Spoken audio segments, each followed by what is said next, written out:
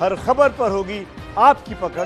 Download कीजिए ABP live app. 3 साल बाद डोकलाम एक बार फिर से चर्चा में आ गया है। वजह है चीन का वहां एक बार फिर से एक्टिव हो जाना।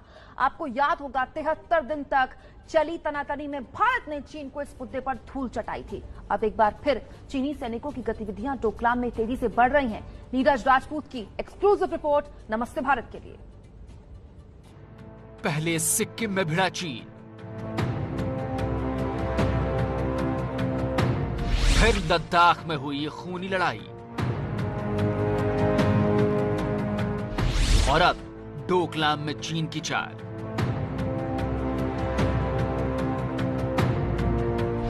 लगता है चीन जानबूझकर तनाव कम नहीं करना चाह रहा, उल्टा उसे बढ़ा रहा है।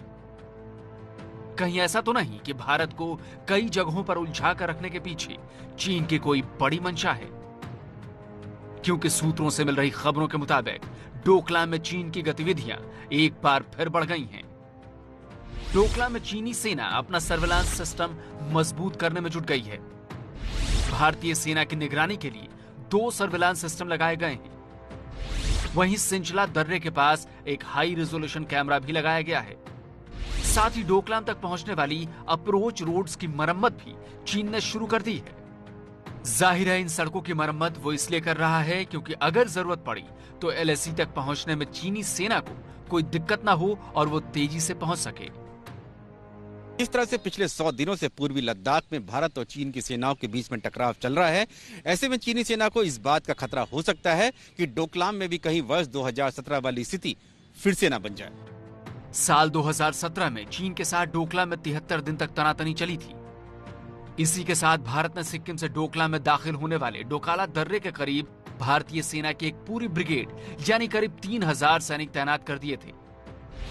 यही नहीं, भारत ने डोकलाम के करीब सामरिक तौर पर बेहद अहम 3 नई सड़कें बना ली हैं। नई सड़कों की वजह से भारतीय सैनिक 5 घंटे की बजाय अब 40 मिनट में डोकलाम पहुंच सकते हैं।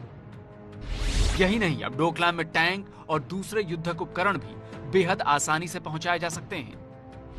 पहले डोकलाम पहुंचने में 4-5 घंटे इसलिए लगते थे क्योंकि सड़क ना होने की वजह से पैदल या फिर खच्चर पर जाना पड़ता था। सवाल यह है कि चीन ने डोकलाम में गतिविधियां क्यों बढ़ाई हैं? दरअसल इंटेलिजेंस रिपोर्ट में सबसे चौंकाने वाली जानकारी ये दी गई है कि अरुणाचल प्रदेश के सीमा के करीब चीन बड़ी तादाद में ड्रोन की तैनाती कर रहा है, जिसके लिए वो अपने सैनिकों को यहाँ ट्रेनिंग दे रहा है। चीन की इन्हीं चालों को देखते हुए army chief general MM Naravane ने पिछले हफ्ते असम के तेजपुर में मौजूद 4 कोर का दौरा किया था।